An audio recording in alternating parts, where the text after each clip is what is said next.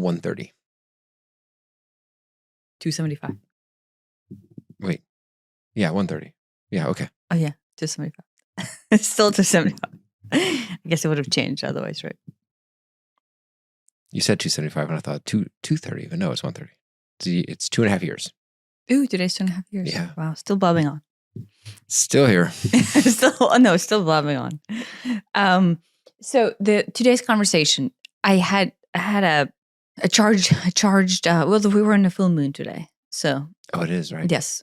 So over the last 2 days before the full moon, it was like a very charged. I don't know. I would say release, but maybe like deep-rooted evaluation of like more trapped things. And then, so I don't know if the conversation will be us talking about it's not going to be talking about the actual, maybe I will mention the actual deep trap things, but I figured out there's like a way, basically almost like I will say mechanical, but it's like maybe the right word is alchemical. Like, so there's a chemical term in it, but I don't know what adds to it. But let's say it's not mechanical in the physical sense, but it's mechanical in a spiritual sense. And that might be what a chemical word actually means. Okay. Right. And so I wanted to go through the thing that I went through in order to kind of highlight that it might be helpful for others to dig deeper into releasing the shadow or the trauma or like the root belief system or root causes of whatever, anything that sets you back in this way. Like maybe this is just like another tool that I discovered that worked for me.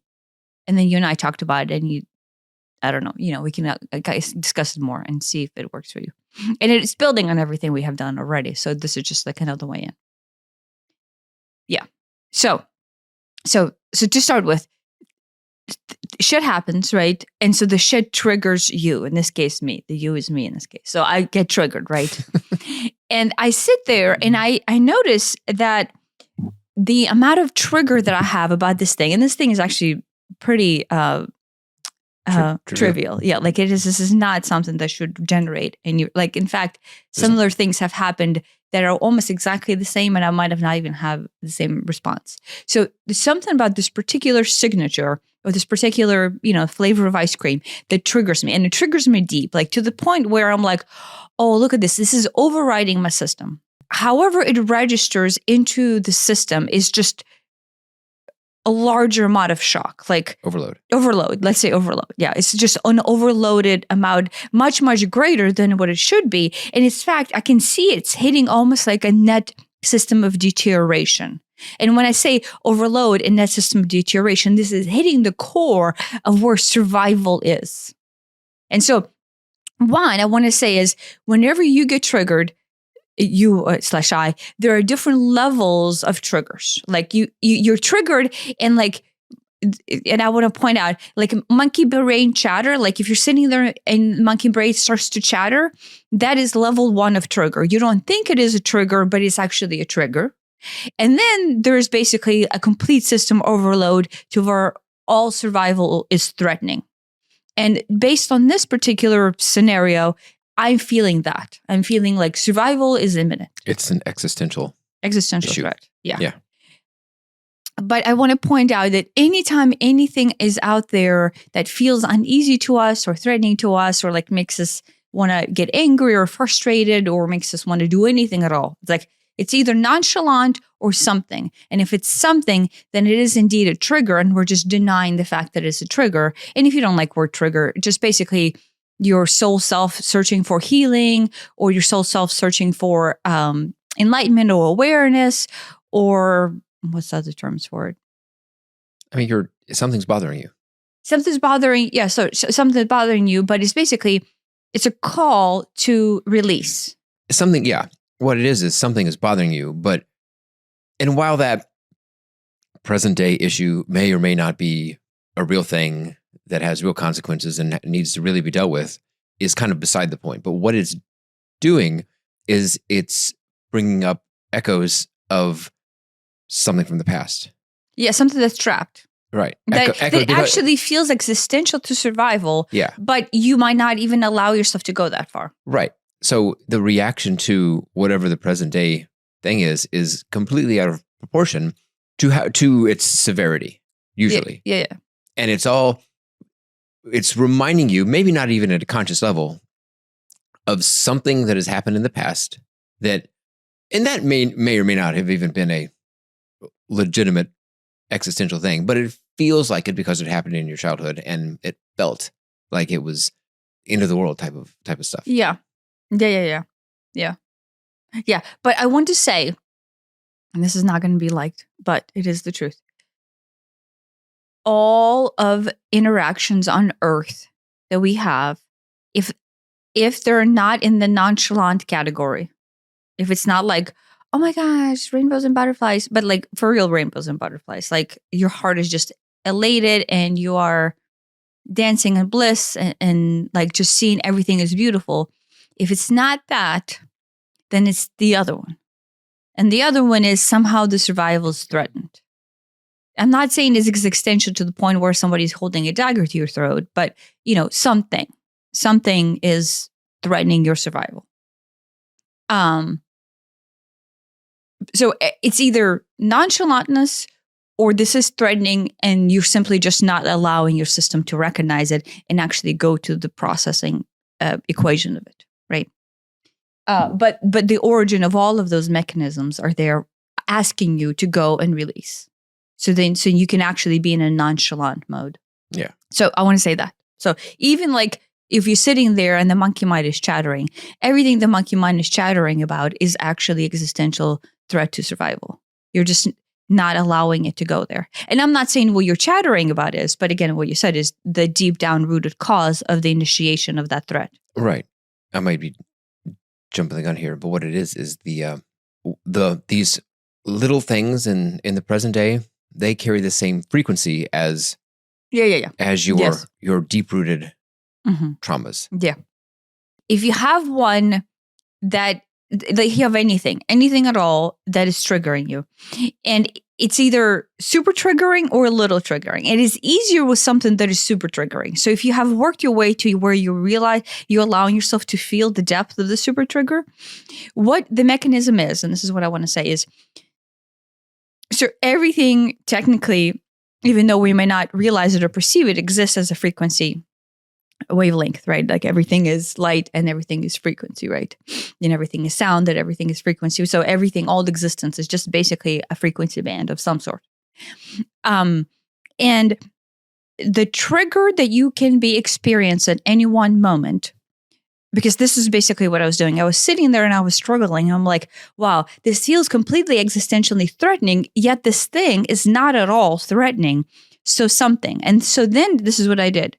I took the thing, how I was feeling, not the thing itself. Like I separated the thing itself out, but I took how I was feeling, like the actual frequency. So an example would be, let's say at work, something happens that somebody steals your work and they place like, remember you had an accident where like somebody placed their name over your work.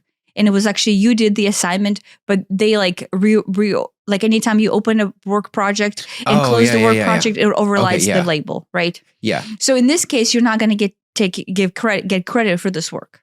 So in this case, this is not existential, but this might hurt your ego, might hurt your pride. It might do something. Well, yeah.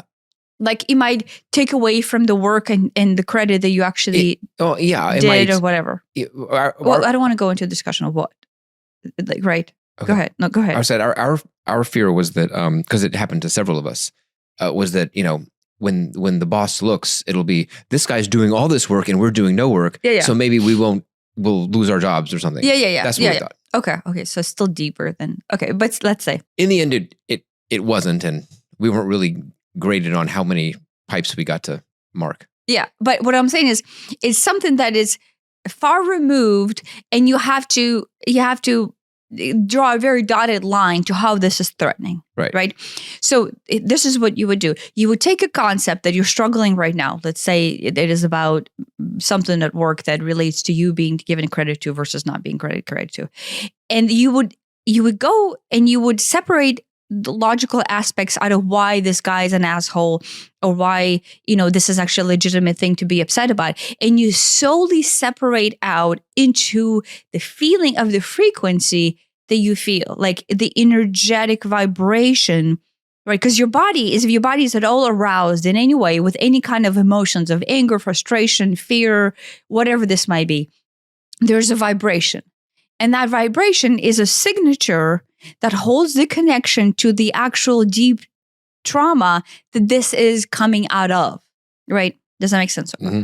So you separate out from the three-dimensional interpretation of this scenario completely. You almost go like bloop out of that and go, okay, only my body, like only how my body feels. Like, so if there's tension somewhere, if there's buzzing somewhere, if there's tingling somewhere, if there's a headache, or if there's, anything, you tune into that.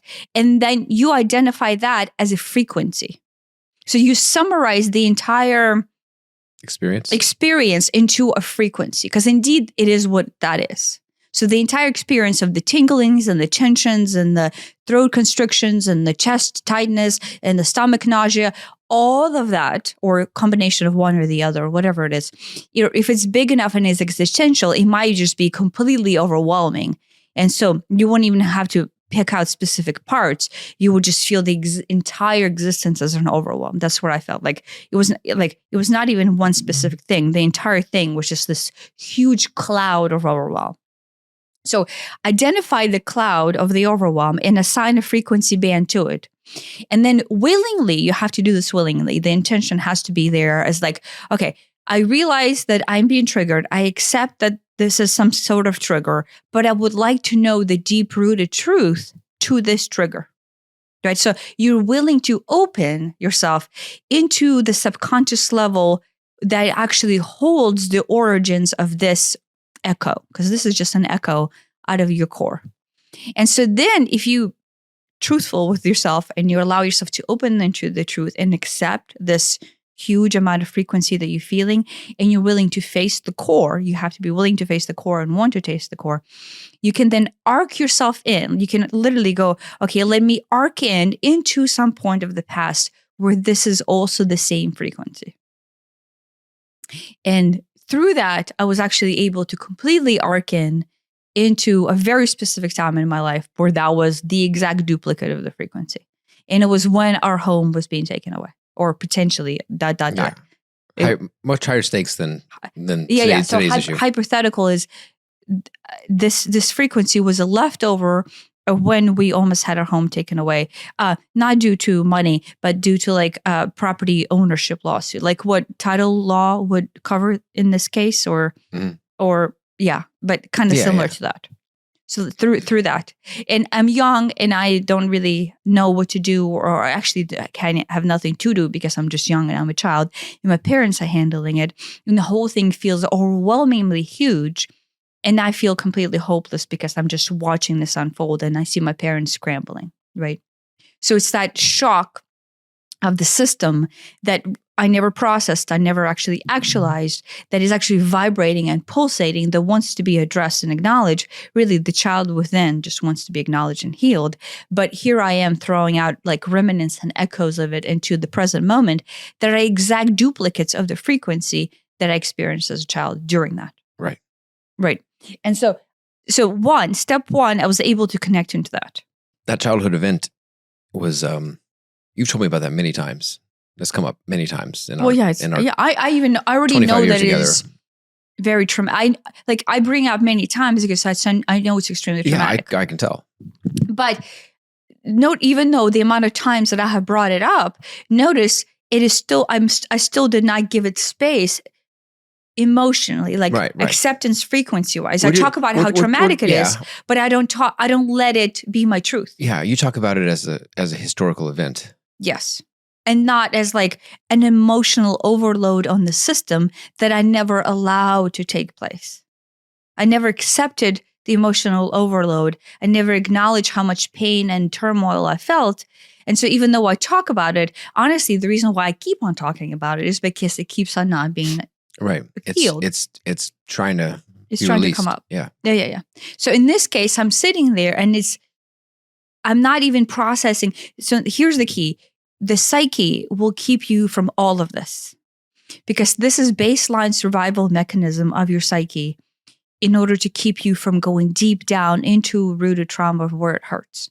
So you will have all kinds of self-manipulation techniques. So you will logic it that this is the right way to feel. And look, it makes sense. Or even when you go into the past, you will start like making excuses like, yeah, I have a right to feel that way. But look, everything turned out fine. That will all be your psyche trying to get you not to feel. So the goal is to feel what you feel, right, and not actually to think about it, logic it, address it in any soothing way, in any other way. Don't judge it. Don't judge it. Don't calm yourself down on it mentally. You have to feel the overwhelm and the turmoil that actually keeps that energy stuck. And so what I went through this weekend, it was an absolute struggle to not go into some kind of way of thinking or logically or even talking about those factors or those scenarios as actual stories, both, but as a vibrational frequency, not even talking about it, just simply sitting with it. And oh my gosh, the whole day was just like a lot and a lot and a lot. And like the brain just wants to go into some sort of idiotic processing. Like, right. Oh, look, everything turned out okay. Or look, it actually turned out great. Even though it was really bad, it turned out great. Still a distraction. All of those things are distraction. Even positive thinking about it, even negative thinking about it. All of it is distraction from not feeling the huge. And I would point out, to me, it is huge amount of overwhelm and existential threat to the physical system that I feel that I'm refusing to acknowledge. Now, is the physical system actually threatened? No, not at all. Like, I'm just sitting there in really kind of in a semi-meditative form, just trying to allow myself to feel how I feel now and how I felt then. And that was just way too overwhelming. And so the psyche, I would say this is ridiculously difficult to do. I have no idea why. Maybe because we're so clever to keep us away from ourselves. But we have designed multitudes of systems that will keep us away from facing our deep down rooted pain and hurt and truth.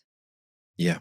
My go-to is I try to solve it. I try to identify exactly what the problem is and then solve it in the best, most cleverest, best outcome way that I can. Because then if I can solve it, I don't have to worry about it. I don't have to think about it. I don't have to feel it.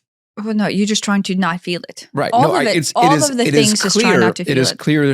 It is clear now that all this is in service of so that I can avoid feeling it. The issue may or may not need to be solved in real life, but that is a completely different topic. It's so I actively try to not solve it, even though if I'm sitting there and I'm just meditating or something, my brain will just go right back to solving it, and I have to pull it back. And 10 seconds later, it's right back to but what if we? No, over and over and over. Yeah, because if I solve it, I won't. It's done. I won't feel it. It's not poking anymore. Yeah. So the solving it is actually just like you're going down the path of facing this existential threat of existence where this energy is trapped, and you're solving is just like, let's take the side story. Let's take the side road. Yeah. Well, it's not that. It's just, I guess, a side story. It's like, this distraction path, away. This path is no longer the path. Now we're on a different path because this is no longer a thing anymore. You fork yourself. You develop a fork in the road, and you decide to go off in some other wonderland where you're not going down the main channel of pain. Yeah. So, again, it's like I'm struggling to pinpoint and actually describe how overwhelmingly difficult it is and how your psyche will pull you away because the psyche feels extremely threatened, and you're deteriorating the core of your belief system. And that belief system is basically, the prerogative to self has been, do not face this pain, because this pain is a story of your life. The only thing you know is this story. And so the prerogative is, don't go to the core of this because the story will change. And as long as your goal is to keep the same story, you don't face the truth of the story. You don't face the origin of the story, right? Mm-hmm. So from the larger cosmic interpretation of how system works, right? But from the mental interpretation, how it's presented itself, it feels extremely threatening to actually feel the core of the pain and sit with it, as opposed to trying to jet yourself out, or now I'm off with alcohol, and now I'm off with talking about it or not talking about it or justifying it or solving it, or whatever. It will be whatever. The number of whatevers will be so prominent that it will be almost impossible to stay with the pain and hard. accept it, as opposed to go off into the fork in the road of whatevers. Honestly, as hard as it is to sit with the pain, it's harder to allow yourself to sit with allow the pain. myself. Yes. It's harder to not Yes. be distracted because the distractions are so. Yes. I'm so used to that. Yes. Yeah. The hardest thing for this is actually to stick with sitting with the it, pain. Right. The pain itself, and not get distracted away. That sucks, but it's the distractions that are the hardest part for me, because I'm just I automatically go to any number of distractions, whether it's solving it or did I turn that off or whatever. It's just the mind's just like, give me anything else to grab onto, and I will focus on that. Ooh, here's something shiny. Oh no, oh look, oh yeah. Wait, is the oil ready to be changed in the car? It's just random, nonsensical things, all with the purpose of don't look over here. Over here is going to hurt. Yeah.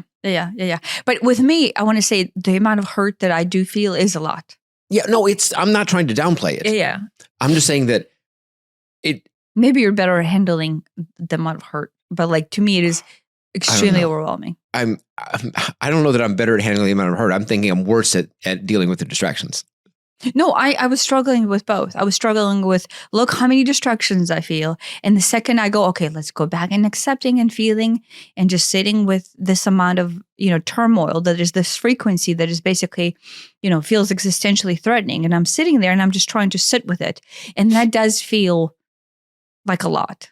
I think that the volume of chitter chatter going on in your head, the volume of distractions of, oh, the oil in the car, oh, did I pay that bill? Oh, did I turn that off? Just all the random stuff.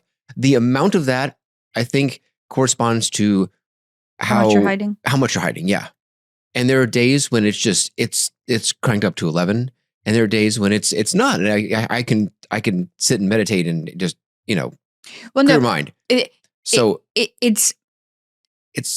I think I should take that as a clue. Yeah, it corresponds to your how much you're actually triggered or being led into the healing. Like the trigger is actually an invitation into a healing, right? So if something's happening in your life, the amount of energy the monkey mind is trying to put out equates to the amount of energy that is trying to come up, that is calling you home to heal, right? It's like, I think if we rephrase it that way, like if we look at it that way, it's your psyche, your subconscious calling you home to heal what's actually always fluctuating and always vibrating this mode of, belief and fear that is this existential threat. But we just have suppressed it enough to where we're like in our la la land pretending like it's not there, right? But the belief core system is always vibrating that frequency, right? So yeah. So, a lot of people, it's interesting how many meditation books and how many meditation sessions do we have. And even like Buddhist teaching, when we went to the Buddhist temple here, how they said just, allow the thoughts to come and, they're just clouds, or some people said they're cars or they're whatever. And how much teaching basically allows you, almost guides you to let them go and let them pass. And that's fine if you want to have some meditation where you want to let them pass. But I think there's a huge potential in taking any one of those chatters and actually doing this mechanism that I just described, right, and using it as a tool to get to your existential survival trigger. Right, because it isn't about the oil in the car. Yeah. Each one of those monkey chatters actually is a story right back into your existential threat. Oil in the car, and did I turn that thing off, and did I pay the bill? Those sound like three completely separate things. But guess what? They're not. They're all like, ooh, if I don't change the oil, the car's going to break, and that's horribly unsafe. If I don't pay the bill, we're going to, they're going to shut off the power. We're going to lose the house. And then that's unsafe. If I didn't turn that thing off, then I don't know, it's going to start a fire and burn the house down. And that's unsafe. All of those are actually connected. Mm-hmm. Mm-hmm. All, yeah. And so, whatever your flavor of those happens to be, there's some common thread, even though on the surface they're as unrelated as can be. Mm-hmm. Mm-hmm. There's some common thread, and it's like, oh, look at this. There's some fundamental unsafety that I am feeling right now. Yeah. What is it? What's even saying what's causing it is probably the wrong thing, because it's something from deep rooted. It isn't. There may be bills to pay and things to unplug. That may be true, but that's not what's important inside. Yeah. What the subconscious is calling you to heal. Yeah. But just like you can have this mechanical tool that you can use with like an actual thing that is big, but you're trying to heal this deep-rooted trauma, you can use the monkey mind as the tool to do the exact same thing with. Mm-hmm. Right? Yeah. It's higher up, or you feel like it's higher up, right? But you can take the monkey mind, those three separate things, and separate out of the physical interpretation, three-dimensional interpretation of the concepts, and just go into the feeling of that, like, oh, look, I'm sitting there and I'm feeling this anxiety about did I close the garage door? Separate out of the garage door and just sit there and go, okay, what's the vibrational frequency that I feel in the garage door? And then you go into how the body feels, like not about the garage door, but how the body feels about the concept. And then you basically pinpoint the frequency of that feeling. And then again, I would intentionally out loud, or maybe in your head, it doesn't really matter. You would say, I'm willing to explore where this frequency is coming from or is calling me to heal. And then in that honest call to the truth and acceptance of this feeling, and this is your truth, you can arc right back into where is this actually coming from? And it will take you right into whatever trap. Now, here's what I want to continue this conversation with this.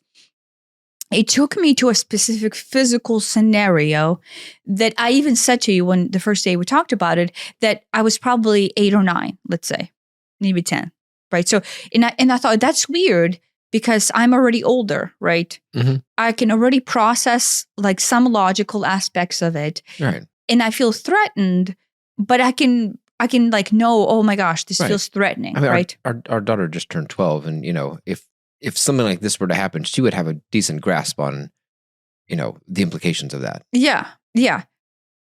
So that's what I pointed out to myself, that look, I'm sitting there, I'm willing to feel this other emanation of this frequency in my childhood back when I was in Ukraine.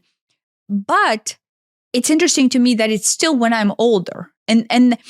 But I did not walk away from it and try to go elsewhere. That entire day I sat with the pain and then the emotional influx of that entire scenario.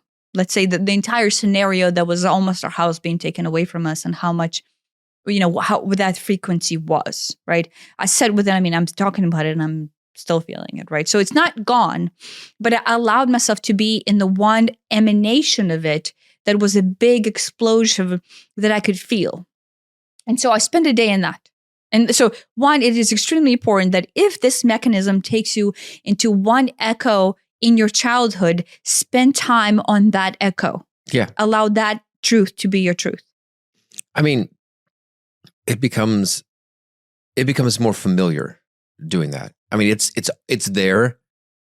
It's there underneath the surface, but this brings it to the surface, and you get more familiar with it. And you accept it more. Yeah. Like, right, this is another emanation of it, and you can actually feel where it is. That's what I mean by familiar. Yeah, like you're getting your body used to going, it is okay that I sit here and this feels extremely threatening, because it feels like your system is short-circuiting. Like I use the word short-circuiting, but basically an overload on the system where you cannot continue to feel this much distress, and you don't know what's going to happen if you continue to feel it. Right? It feels like you're going to die. That's how it feels to me. Like it has always felt that way. I have no idea. Like I hope somebody else can actually relate to that feeling, because I know you can't, but like to me, it feels that big. Mhm. To where if I continue to sit with this much overwhelm and overload, No, I know exactly what that's like. yeah, it feels like if I continue, this is completely unsafe, and I'm going to have to not do this because I'm going to die. No, we're not going to die. The problem is But that's that, how it felt like as a child. right? But that's the problem is that, like, if you stop the feeling and go into any sort of logic, you're like, I'm not going to die from this. None of this makes any sense. Yeah. This seems so trivial, and you just dismiss it, and you think it's make irrational. sure you don't go and there. Yeah. That's the danger. That's where I would. Yeah, don't go there. I would go. So if the child feels like that, you need to sit there. If the body, any version of you feels like this is as existential and this is overwhelming, and the system is like doesn't, like, you don't even know what the end to this looks like, but it's like bigger than the end. It's something, yeah.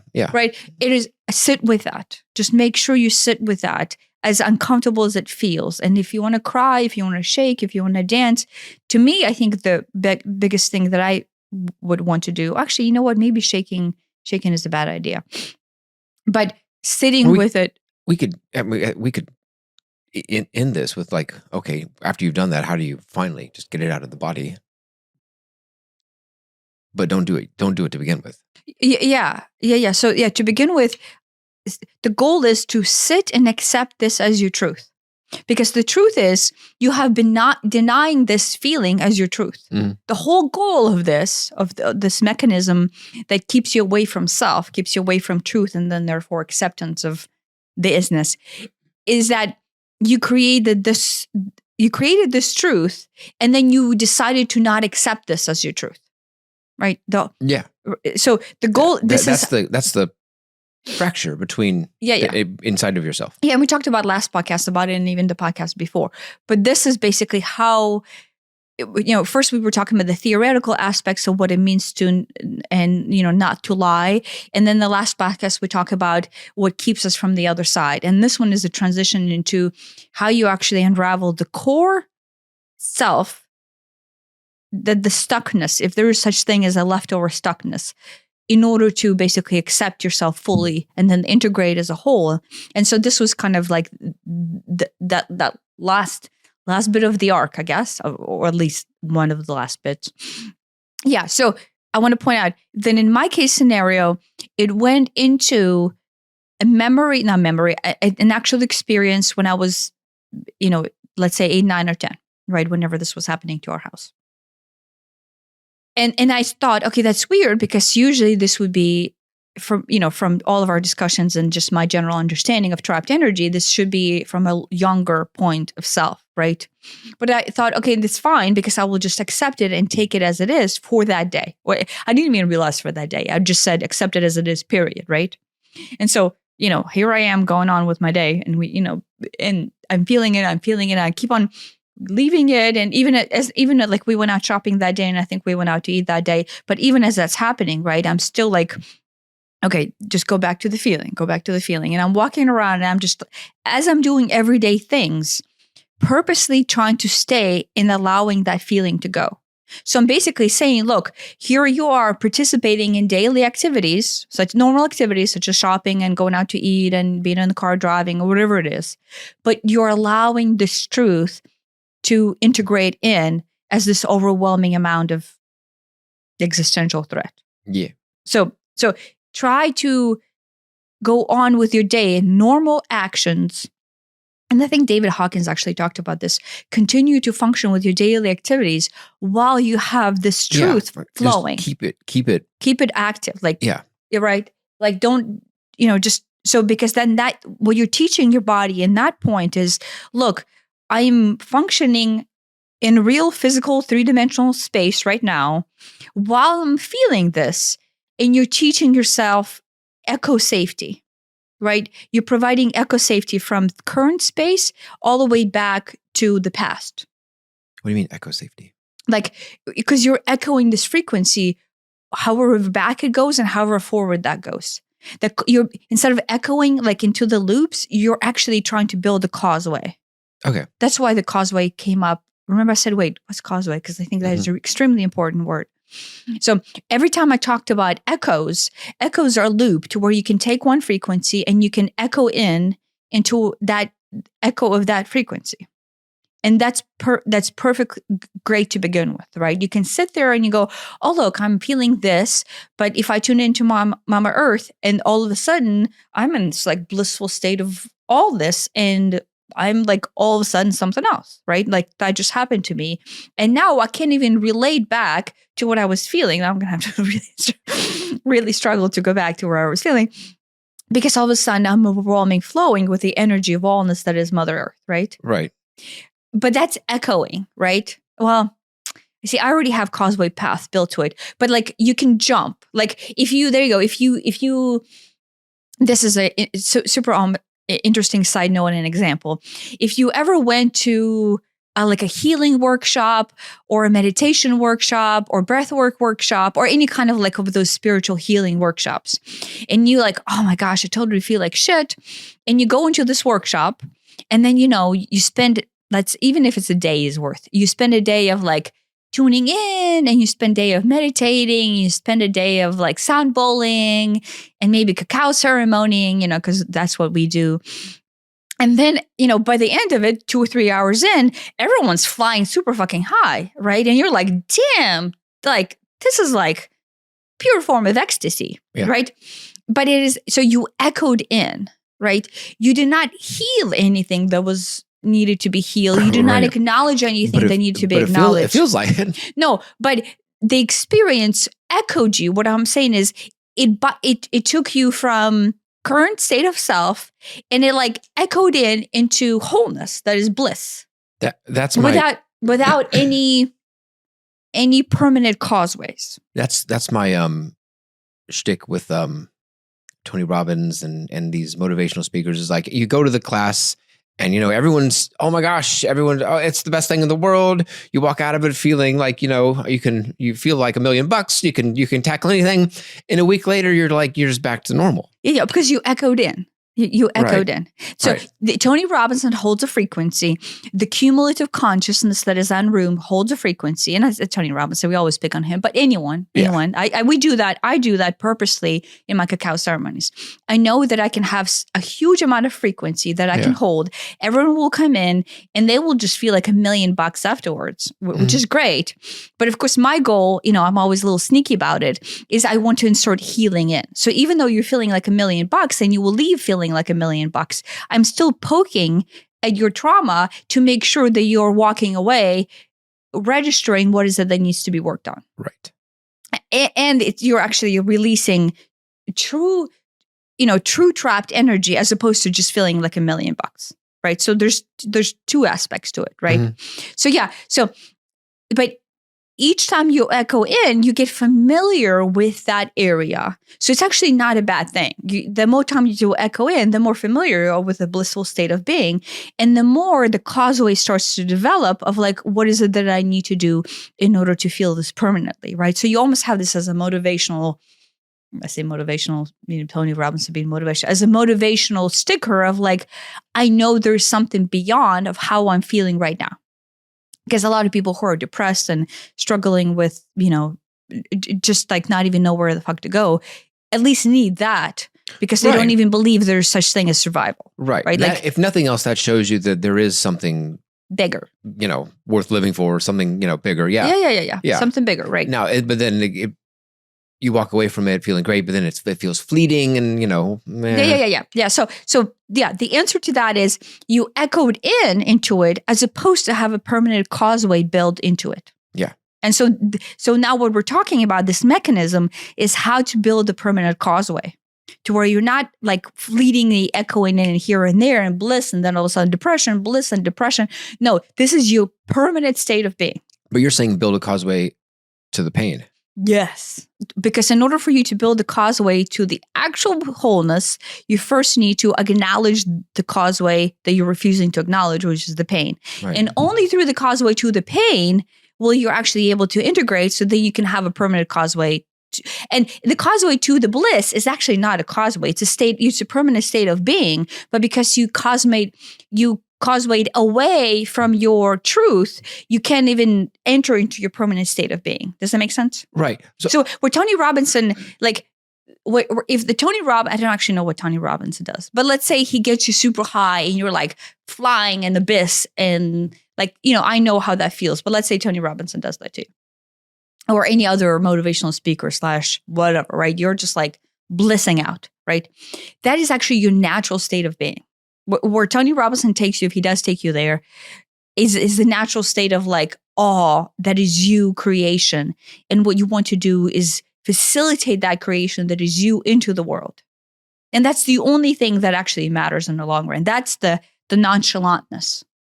I was going to say, in the same way that, if your normal state is here, somewhere here at the baseline, and you go to Tony Robbins and, I feel great, but then, that's fleeting and comes back. If you don't build this causeway to the pain, you'll feel bad from whatever this event is, but then it'll come back to the baseline. So the bad, the lows, the fear, the pain, that's fleeting too. Doesn't feel like it at the time, but it is, unless you build that causeway. What do you mean the pain is fleeting too? Like you go to Tony Robbins, you feel great, but then a couple of days later you're back to normal. Yeah. If you didn't go through this process, what happened over the weekend, it would happen. You'd feel shitty, but then by Tuesday or Wednesday you're back to normal. No, but I want to point out the difference. The pain that I actually chose to finally accept and experience and not overwhelm is actually my truth all the time. I mean, that's true, because under the surface, we all feel that. Yeah. So we're walking around pretending like everything is hunky-dory, and we think we're one step away from bliss with Tony Robbins. But the truth is, no, we are at existential amount of threat all the time at the bottom where the ultimate core of suffering is all the time. So the funny thing is both that Tony Robbins state, that is our true state, and that, oh my gosh, everything's exploding state is our true state. Both. Yeah. Simultaneously. Well, you can only be in one state or the other state, right? As long as you're splitting duality into two, there's only two states. Right? If you choose to be in the three-dimensional space, the three-dimensional space is defined by having dualistic splits. So it's either you're blissing out or you're basically existentially dying. There's no in-between. If there's an in-between, you're lying to yourself somehow. Okay. Does that make sense? Yeah. Yeah. But I want to point out, even the mental idea of blissing out is a construct. If you're down here, you're like, damn, I wasn't here and I was somewhere else, either like at the baseline of good or blissing out, then you're projecting a potential construct, because the pain over here is also a potential construct. So in the three-dimensional form, you're designing both of those scenarios through the split.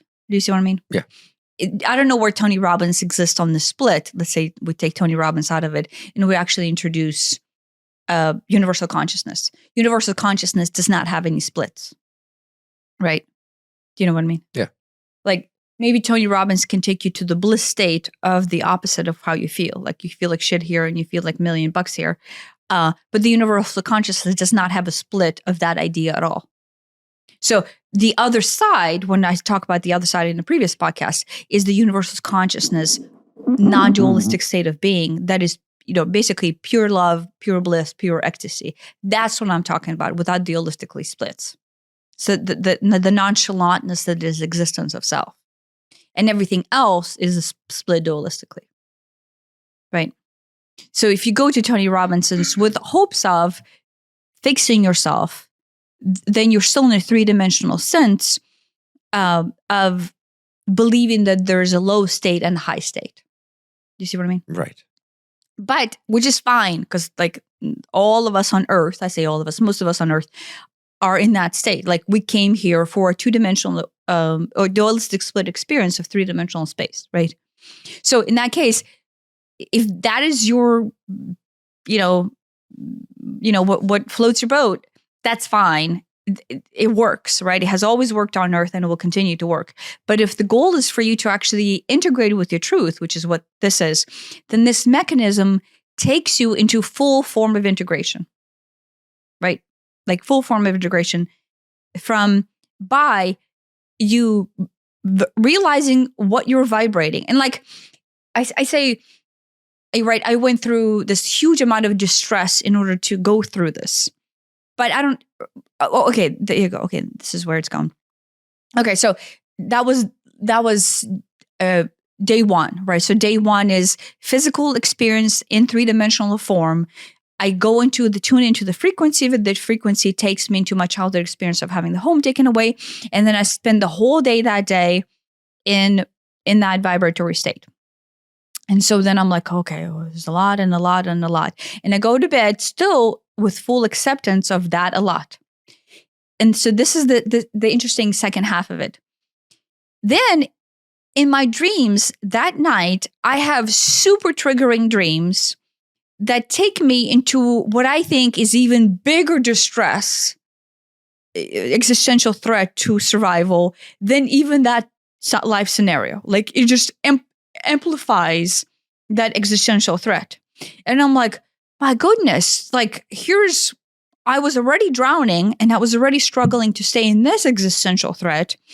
And now this dream, I wake up and I'm like even more drowning now.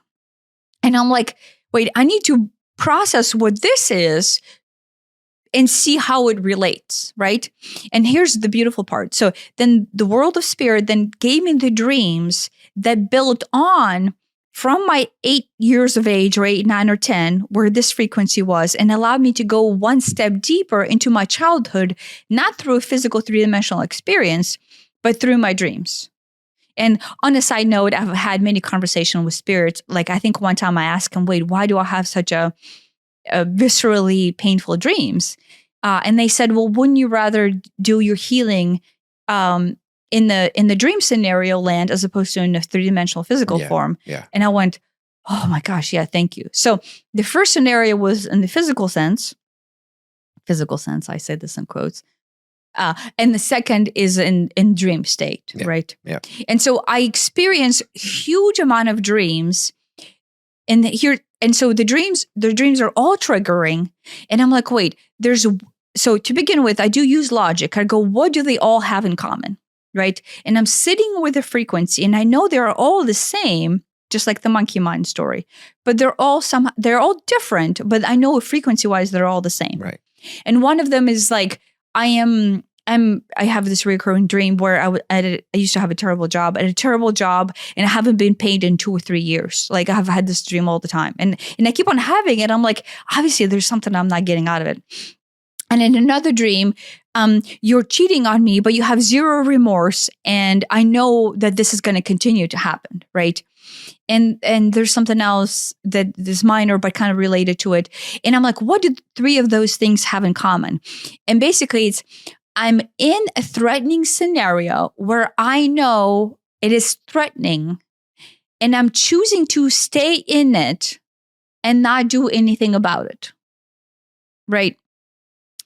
And so, and then I'm like, oh shit, look, when I was a child, sitting there looking at my parents trying to figure out the way not to have the house taken away, I'm in threatening scenario and I cannot do anything about it as a child, right? Because I don't have the power to do anything. Right. But I'm just sitting there experiencing the threat without having anywhere to go. And then I'm like, fuck, ... As a child, and I think we all feel this. Like, I want to say the reason why I'm having this dream is because this is a cumulative consciousness story that I'm explaining, that I'm trying to heal, but each one of you can find your own way into it. Is as a child, we see the world happening around us and it's threatening, and there is nothing we can do about it. And we feel like we're completely stuck. And that amount of overwhelm and existential threat to the system is from that thought. I agree. I mean, that sums up how I felt. And my 3D solution to that was, control. How can I exert control here and here and here? And how can I solve problems and even pre-solve problems? Solve Yeah, problems yeah. that don't exist. I'm going to solve them too. Yeah. And, make, how do I solve the problem of the bills due? Auto payment. Okay, check. Now I don't have to worry about that. How do I solve it? And, that has been my go-to. How can I solve away the feeling. Solve away the feeling. Because if feeling. all these problems are solved, I don't have to feel the existential period. threat. I don't have to feel. Yeah. So here's period. So this is so magical. Here's how the lock on the belief system happens that keeps us from purposely not integrating our own truth. Right? This is like diabolically smart. Like whoever designed the system is a genius. Okay. So here's what happens. You come in as a child, and then you have to basically come into a belief system that is going to fuck you over for the rest of your life, right? But in order for that to happen, you have to have a mechanism that makes that happen. So as a child, you come in, and whatever your life scenario is, you at some point start to see threatening things in your life, right? That are like whoa and whoa and whoa. And like to begin with, you can't even logically process them. They're just threat and threat and threat, right? And as you go through life, you realize, wait, I'm not able to process it, logicify this, or even understand this. So what I have to do is not feel what I am actually feeling. Right. The goal is not to feel what you're actually feeling. Right. It feels too big to solve. Because you can't solve it. Because you can't solve it. You can't solve it because you're a child. Right. Even when I was 8 or 9, I could not be diving into legal issues in bureaucratic, corrupt Soviet Ukraine. That makes it even worse. Yes, right. That's what I'm saying. I have no way to solve it. I'm even struggling to see my parents to solve this. Do you see what I mean? Yeah. Because the system is corrupt. It feels hopeless. It's hopeless. But that is purposely there as a huge shock to my system to have me something leeway into, because deep down from the childhood where it actually originated, it felt that way too. Right? Even younger than that. Yeah. Like probably before I can even remember, when you're laying in your crib and you're screaming and crying, and no one is coming to elevate the screaming and the crying because you're hungry or your diaper needs to be changed or whatever, there's no way you can fucking solve it. Right? It's like that early on. I mean, for all I know, it's in utero, but I don't think in utero we actually, our soul self is actually connected to the trauma processing yet, because we're still kind of, a lot of people saying we're like last night, remember we heard that we're being programmed by the stars. Mm-hmm. But I think the soul is still choosing. It's like the nuance of the assignment. You know what the general assignment would be, but you're still kind of choosing the nuance of it. But when you come out, you set the nuance in place, right? Your specific curriculum, story of life. But it has to be locked. In. If I feel this emotional overwhelm, that is the energetic system that has you locked into your belief system or an acceptance of truth that keeps you away from the universal consciousness, right? That's the key right there, is the fact that you're refusing to feel the overwhelming shock to the system is your lock on the door that has you not causeway in actual truth that is the universal consciousness of love and bliss or whatever you want to call it. It doesn't actually matter, like, because once you're there, like, there's no words to describe it. So, like, I say all of those things and I feel it, but like obviously words do no justice. So, if you're willing, if this is the part of self that you're willing to partake in, that this is how you unravel. So, you willingly go, or look, this whole frequency that now I had this set of dreams on, and I can even relate my 8-year-old experience to, and I can even relate the echo it into this 3-dimensional space in 2016, is all about being held helpless about some representation of threat in real life, I put this in quotes, that I'm refusing to feel. Because as a trapped human being, there's nothing I can do about it. So I have to not have my system feel this much existential threat, because that's not survival 101, right? I don't like to do this, but if you wanted to, go caveman and go, okay, well, when the tiger was chasing you, there was now time to feel. So you were just basically distracting yourself, like all the feelings went away because you were over there trying to run.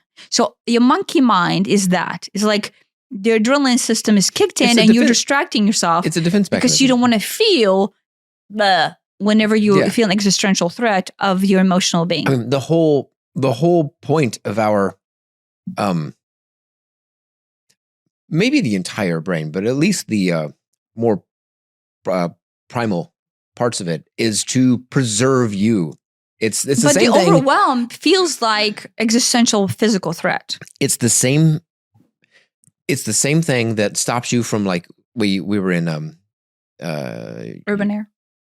I was gonna say, was it Utah or whatever? It was the Colorado River. Oh yeah. And we were on some canoe ride or whatever, and we got off and we're gonna jump off of a little cliff into the river, and it's safe, I suppose, because a whole bunch of people did it, and then I'm up and I'm last. I'm second to last. Aiden was last, yeah. And, and then the guide. And then the guide, but he does it all the time. And there's this cliff, and I'm 30 feet up, and everybody else has done it, and I go and walk up to it, and I just stop. I hit a wall.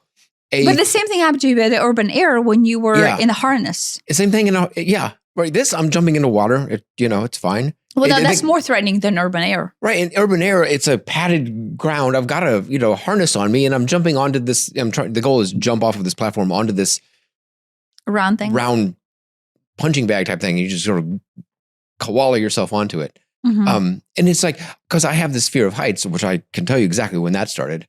But it's a wall. It's a self-preservation wall. Oh, don't do this. This can cause danger to life and limb. Yeah. And we took a blood test at one point to see what our blood types were, and you have to poke yourself.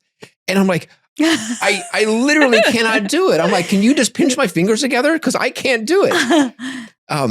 It's this mental block. I can't wrap my head around how people can commit suicide. I just can't. Because I'm like, ooh, unless you set something in motion and then just sit back, and that's the only way to do it. But there's this.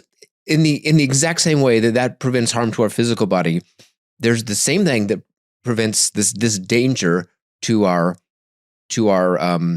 psyche, to our ego, to our it hurts. It hurts. It doesn't physically hurt like you poke your finger, but it hurts deeper and worse. It's much worse. It's worse than physical. Give me the poked finger any day. Yeah, right. And the monkey mind will have all kinds of stories to take you away from that particular feeling stories, of hurt. Excuses, rationalizations. There's any number of... Yeah.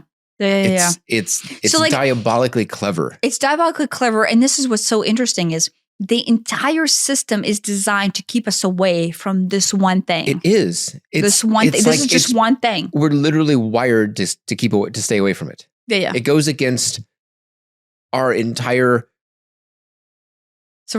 survival mechanism, but bigger than survival, right? Our whole body and mind and I don't want to say soul, but body and mind and psyche wants to avoid it at all costs. Yeah, and psyche is stronger than the body, Yeah. So I'm trying to think if I finished arcing. Yes. So as I identify, look, this entire thing rests on the idea that I am hopeless as a child, and there's an existential physical threat that I'm perceiving and whatever as a child, like not being fed or whatever.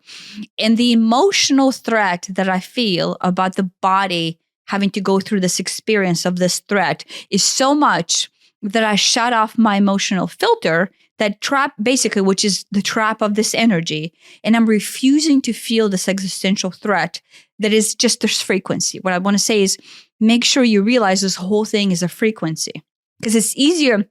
The reason I say this is it is easier to stay in that space if you say, I'm staying with this frequency and this overwhelm as my truth, and I will accept this, because then your psyche cannot find a story.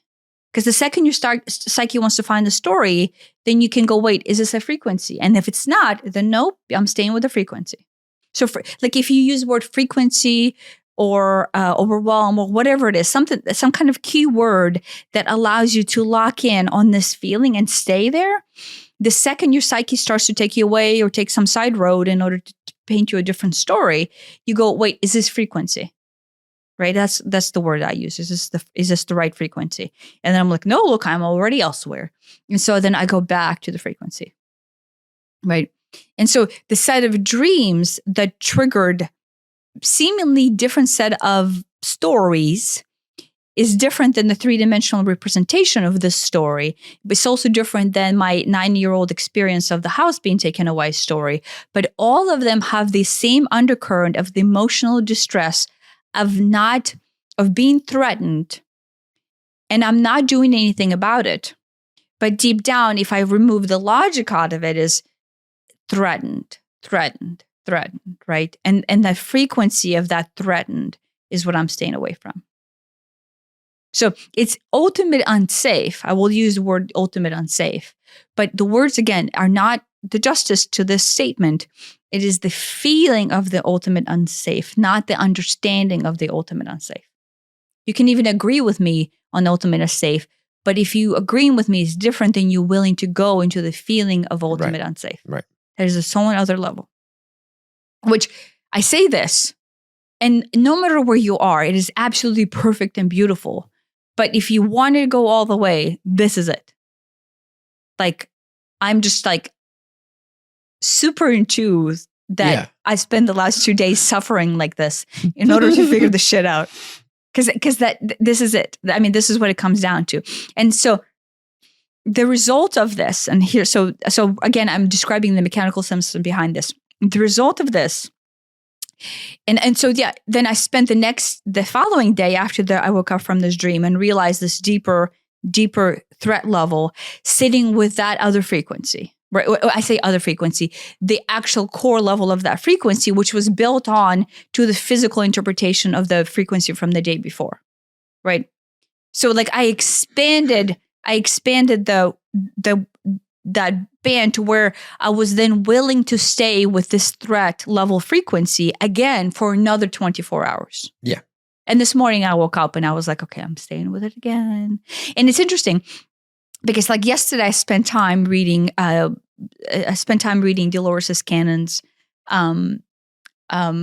books. And, you know, so just an FYI for anyone who's not familiar with Dolores Cannon. So she kind of like a side note, she did past life regressions, but a lot of the past life regressions bypassed the past life and went into soul level like discussions on structures of the universe and, you know, all of this, like the mechanical mechanism that I'm discussing this information would be coming from that level, right? From the other side. And when you read her books, and depending on the book that you're reading, if somebody's discussing mechanical structures of the universe or design of the universe or design of the soul systems or whatever, it's actually a loop into a different vibrational frequency. So yesterday I was trying to sit with my like, I'm willing to accept this, and I'm sitting with this overwhelming amount of frequency that is, you know, system overload. And I started reading her book, and it just like, you know, snaps me out into like this bliss state. I'm like, no, gotta go back into, I had to stop reading her book because I was blissing out too much. Yeah. And it was taking me away from. It was too Tony Robbins. Yeah, it was too Tony Robbins, but it was real Tony Robbins, not the fake Tony Robbins. Yeah. As opposed to me willing to accept that space of total threat and deterioration that it was my system. It is my system. You have to accept that this is your system. Right. It has to be that far, which one, there's shame for me. There's regret. There's avoidance because I don't want this to be me. Like there's shame of like, oh, I feel shameful that this is even me. So the shame is also another psyche tool that will keep you from going there. Guilt about it was another psyche tool will keep you from going there. There are all of these markers that will keep you from going into the just sitting with a feeling of the frequency. I mean, this hurts. I'm bad. Like all kinds of shit. At a slightly different half a level up is that's just us not accepting ourselves. Yeah. But what I'm saying is the psyche is so manipulative that will find all these words and all these excuses and all of these things of why he's not willing to stay with that full acceptance of self. And it's all that is. Like, I use shame to not go into actual feeling. Like, oh, I feel ashamed. As an adult, I feel ashamed that I even felt that way as a child. That doesn't even make sense. But it makes sense. For the psyche, it makes sense. I can relate. No, but right, like, I'm trying to just... It's bizarre, but it makes sense. Yeah. Yeah. No, I have no idea. Like, if you ask me, like, wait, is shame your shtick? And I would have said no, but I hid the fact that the shame is my shtick. I hid the fact that I use shame as a gateway not to even see what it is I'm not willing to see. Yeah. Because like, oh, it's too shameful to, and what? Like, right. So it doesn't actually, none of it logically makes sense. All of it is the psyche manipulation to keep you away from feeling this huge amount of overwhelm that is the frequency of your emotional system just completely overrunning and exploding itself out. And yeah, you will do anything and everything to not feel that. And I want to say is in David Hawkins' book, we had this conversation many times and I'll repeat it here again. People are like, well, for how long do I have to sit with this? This is fucking ridiculous. Like, I feel like I'm dying over and over and over, because it does feel like you're dying over and over and over. And in David Hawkins' book, he said he had to sit with it for 11 days. And he's literally the guy who wrote the book on it. Yeah, he's the guy who wrote the book on it. If anybody knows how to do it, it's him. Yeah, but for him, it was 11 days. So just, what if you just say, okay, I'm willing to feel this for a year, 365 days, I'm willing to sit with this much pain for this much. No, I will tell you, it will not be 365 days. But if your psyche is struggling and you need some kind of justification of while I'm willing to get past myself, because this is what you're doing, you're getting past your own self. Yeah. You're fighting against yourself. We want to know that there's some sort of light at the end of the tunnel. Yeah, but just say, you know what? Just construct a ridiculously long tunnel, and then in reality, it won't be that long. Yeah, it will not be that long, but whatever to you is eternity, just to say, this is fine. This is my eternity. I will accept this for my eternity, and this is just my truth. Actually, that might be better than even assigning any number to it. Just say eternity. And so that way, the psyche really has to go, fuck, shit. And then the psyche is really going to be fighting hard to get the fuck away from there. Because eternity is forever dying. You're constantly dying forever. Right. And the psyche will be like, no, we're not going to do that. And then you will really see how your monkey mind kicks in. You will find all of these little distractions. It's really fascinating to watch your mind jump through all these hoops in order to avoid it. It's impressive. It really is. Yeah. No. So the whole experience, right? And the full moon is today. And so I'm still trying to sit with this whole thing. Eclipse is tomorrow morning. Oh, yeah. And there's some sort of eclipse. Yeah. No, I will say a side note of how I figured out that feeling is basically existentially threatening. So if you wanted to experiment with this, you can. I'm sitting there and I'm actually, you could ask for help. So I asked for help. I said, my subconscious, my psyche, your spirit guides, God, Angel Michael, whoever you want to call on this, it's all the same. Whoever you ask for help, you can ask for help saying, look, I am struggling to get past myself, right? And I'm one of those people who struggles to ask for help. But lately I've been like, fuck, I can't even get past my own psyche.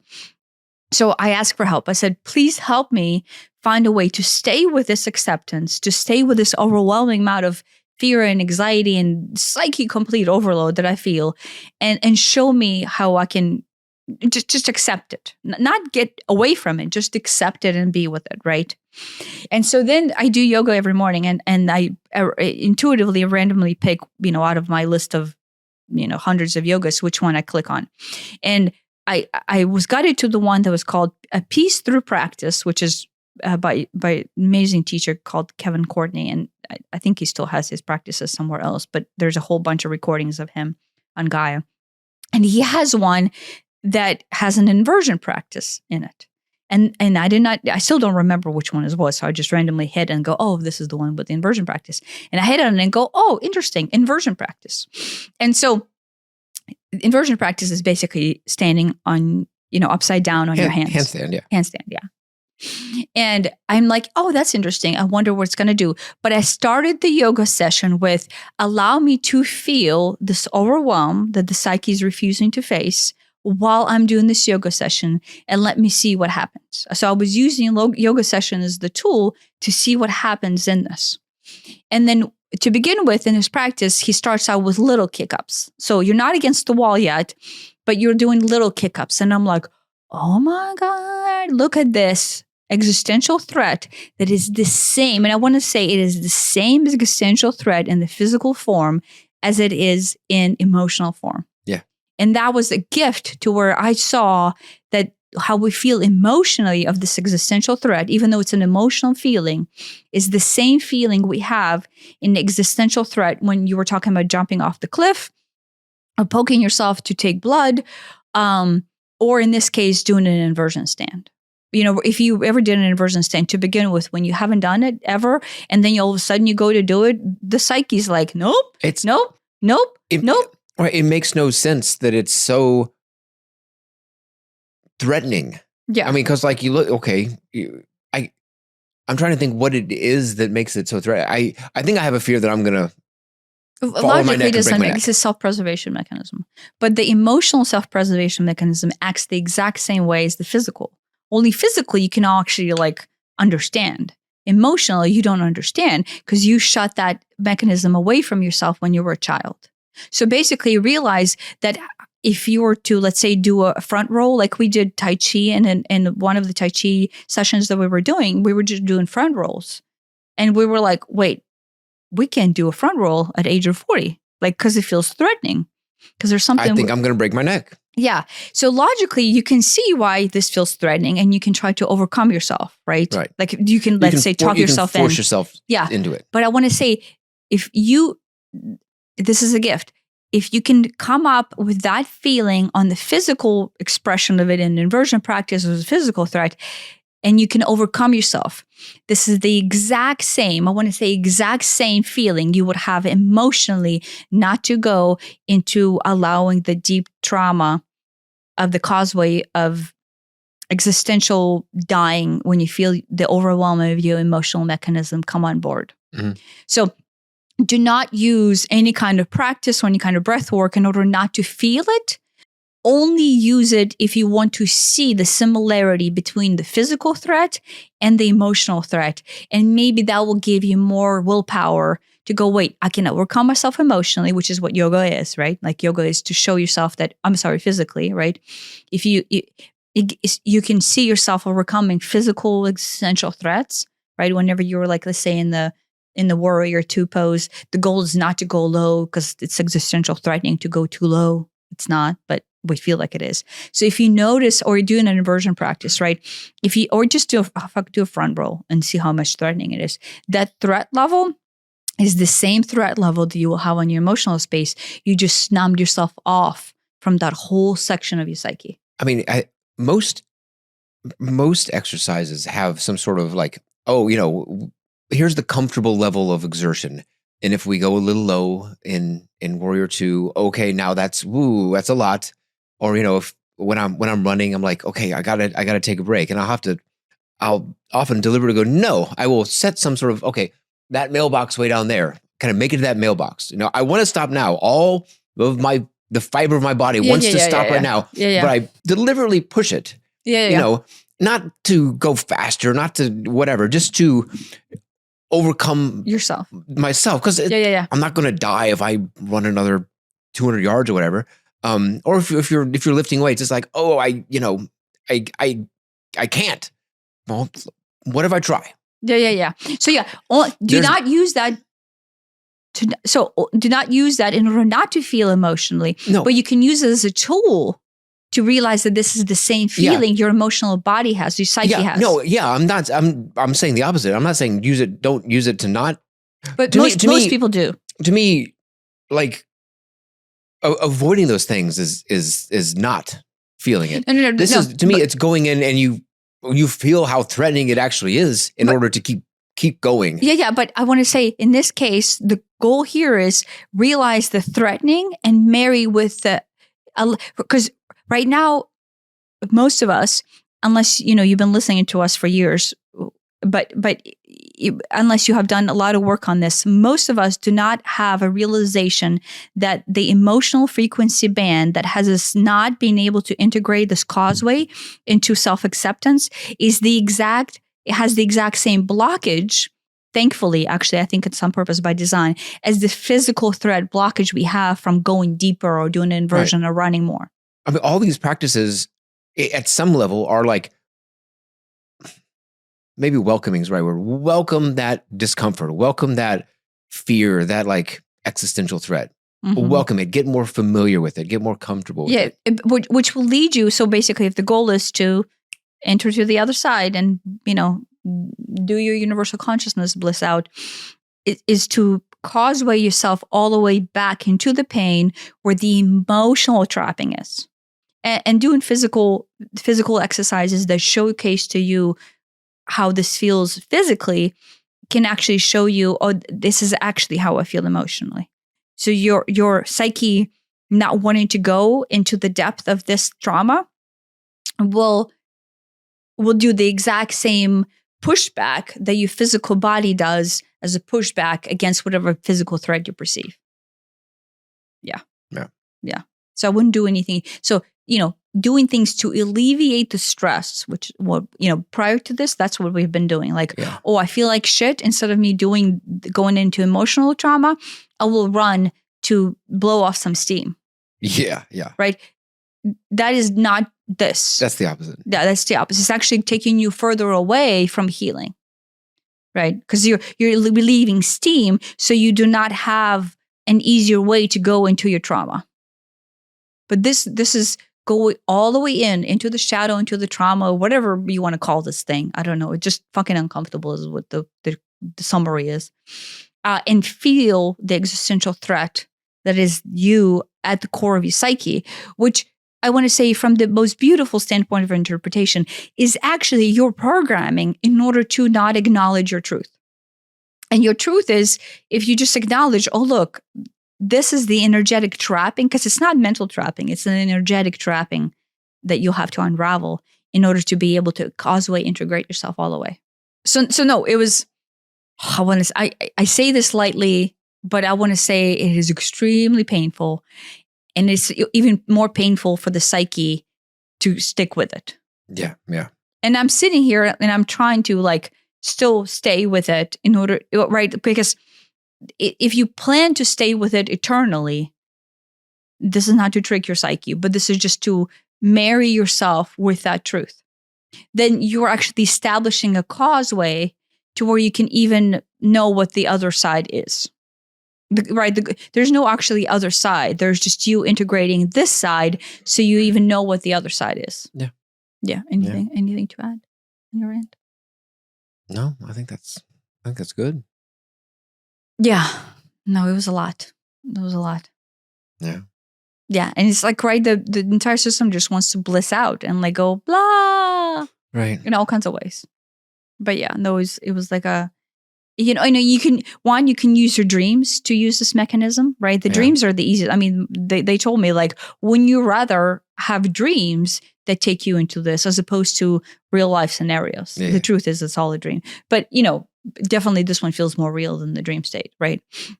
But yeah, you can use your dreams to do this. You can use the monkey mind as a toolkit to do this. You can actually use real life scenarios that have you aroused into stress or turmoil to do this. Those are the easier ones, right? But all of them, really, everything in life can quite literally take you as the frequency extraction into the system that will be able to have you go to the core and to unravel it. And I don't know, right? My goal is, to practice this as much as possible and to have this be vibration accepted into my system as much as possible throughout just the whole day, every day, throughout the whole day, and just learn to be with it, right? That's kind of the goal. Yeah. Is learn to be with it. And I'm not saying you have to be sitting there learning to be with it and suffering, just you're learning to be with it because that is actually already your truth. You're already suffering, just fucking admit to it. Right. I say that to myself. Right. No, that's the kind of hidden message there is that you already feel this way. It's just admit it. And that's fine. Just admit it. Yeah. Yeah. Yeah. I think we have spent so much time pretending like we already don't feel this. The goal is to pretend like we don't feel this, so we stay unintegrated. I mean, yeah. The whole point of life is to not feel this. Right. And like, so it's really, it's hard for somebody to hear this and go, yeah, I actually feel like I'm existentially threatened all the time. Societally, it's like, everybody needs to put on this show that they've got all their shit together as well. But societally, but really for self-preservation. Sure. Right? It's a self-preservation mechanism, because if you actually admit that you are sitting there in stress, short-circuiting all the time, even when you're pretending like you're not, but that's actually worse, because you are all the time, but you're pretending like you're not. So you're lying to your system, but the system is still feeling the stress. You're just blocking off like the message to self that has that be your truth. So like the reason why all our health deteriorates, the reason why we don't have any energy, the reason why we, are triggered and basically can't even function anymore is because this is always our case, right? But we've been pretending like it's not. Yeah. So like when I say no, the podcast we have that is the end of lying one, right? I think that's what I'm going to name it. Is because we've been pretending, we've been lying to ourselves about the system in place, this mechanism that keeps the system going all our life in order to have the life that we came here to have, right? Which is fine. But now basically, if the prerogative is no more, right? Because all of a sudden you're choosing to have a different experience, this basically is the highlight of that entire mechanism.